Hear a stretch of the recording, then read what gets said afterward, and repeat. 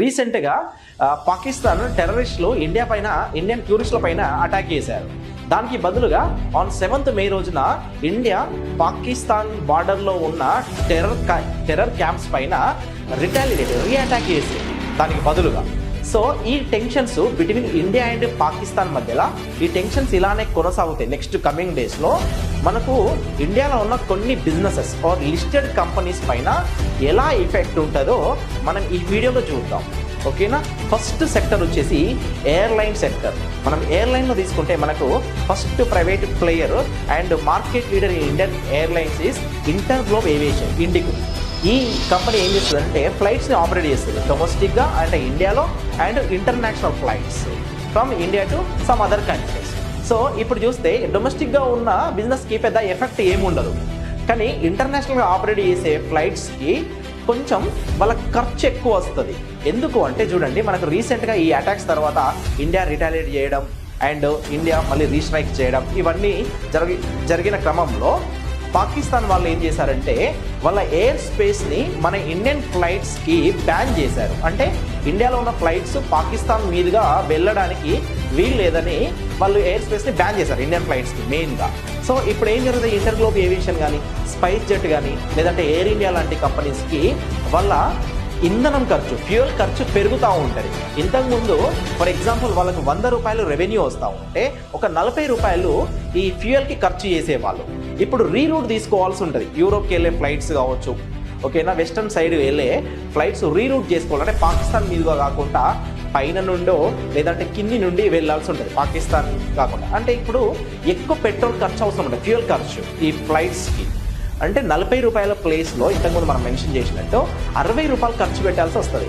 అంటే 100 రూపాయలు వాళ్ళకి రెవెన్యూ వచ్చినట్టయితే ఇంతకుముందు అయితే 60 రూపాయలు మిగిలేదు. ఇప్పుడు జస్ట్ 40 రూపాయలు మాత్రమే ప్రాఫిట్స్ మిగలడం జరుగుతుంది ఈ ఫ్లైట్స్కి.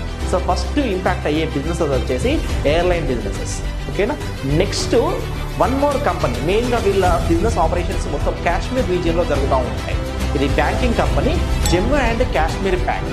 వీళ్ళ share price somewhere 90 rupees and above ఉంటుంది. 90 రూపీస్ అంటే మనం రికార్డ్ చేసే టైంకి 90 రూపీస్ మేబీ తగ్గొచ్చు, ఎందుకంటే ఇండియా రిటైల్ చేసింది కదా, 80లో కూడా రావచ్చు.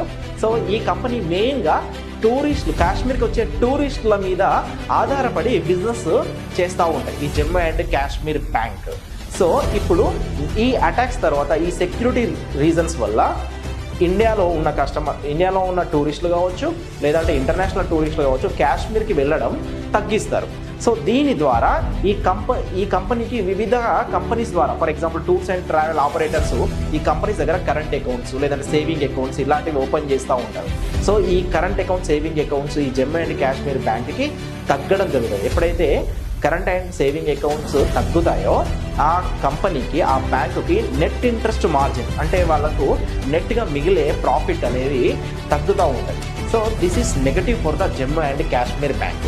మెయిన్గా మన రీటైల్ ఇన్వెస్టర్స్ కావచ్చు, మన ఇండియాలో ఉన్న చిన్న ఇన్వెస్టర్స్ తక్కువ షేర్ ప్రైస్ ఉన్న కంపెనీస్ పైన ఎక్కువ క్రేజీగా ఇన్వెస్ట్ చేస్తూ ఉంటారు. ఈ Jammu and Kashmir bank price 25 రూపాయల నుంచి 20 రూపాయలు పడిపోవడం జరిగింది అనుకోండి, ఎక్కువ అగ్రెసివ్గా ఇన్వెస్ట్మెంట్ పెడతా ఉంటాం. కొంచెం ఈ కంపెనీస్లో ఇన్వెస్ట్ చేసే ముందు మీరు ఆ కంపెనీస్కి నెక్స్ట్ కమింగ్ డేస్లో వాళ్ళ బిజినెస్కి ఎలాంటి రిస్క్ ఉందో అర్థం చేసుకొని ఇన్వెస్ట్మెంట్స్ అనేది ఈ కంపెనీలో పెట్టండి. అండ్ ఆల్సో నెక్స్ట్ ఎయిర్లైన్స్లో ఇంటర్గ్లోబ్ ఏవియేషన్, ఈ కంపెనీ యొక్క share price around 5,000 and above ఉంటుంది. సో ఈ టెన్షన్స్ ఇలానే పొడిగిస్తే, ఈ టెన్షన్స్ ఇక్కడికే ఫినిష్ చేశారనుకోండి ఈ బిజినెసెస్ పెద్దగా ఎఫెక్ట్ అవ్వవు. కానీ నెక్స్ట్ కమింగ్ డేస్లో కూడా ఈ ఇండియా అండ్ పాకిస్తాన్ వార్ జరగడం ఇట్లాంటివి ఎక్స్టెండ్ అవుతూ ఉంటే ఈ ఇంటర్గ్లోబ్ ఏవియేషన్ కానీ స్పైస్ జెట్ కానీ ఇలాంటి కంపెనీస్ ఈ కంపెనీస్ యొక్క బిజినెస్ ఎఫెక్ట్ అయ్యే ఛాన్స్ ఉంటుంది నెక్స్ట్ కమింగ్ డేస్లో.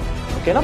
సో ఇలాంటి యూస్ఫుల్ ఈక్విటీ రిలేటెడ్ ఇన్ఫర్మేషన్ కానీ లేదంటే ఇన్వెస్ట్మెంట్స్ రిలేటెడ్ ఇన్ఫర్మేషన్ మీకు అప్డేట్స్ కోసం మన ఛానల్ని రెగ్యులర్గా ఫాలో అవ్వండి. Thank you.